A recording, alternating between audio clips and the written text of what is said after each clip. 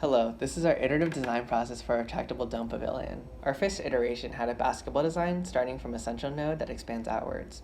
Lateral instability was common because of the high number of degrees of freedom. To address this in our second iteration, we had fixed arches that expand in one direction. Starting from an origami approach, we transitioned over to scissor mechanisms for a third iteration. Here we create a scale model of the pavilion. A couple of notes for improvement is trying to increase the height during deployment and to reduce the lateral swaying motion we experience.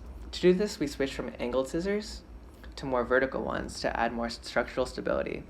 Moreover, slot sliders were introduced to constrain the scissors more to the arches than the original point connection that we had.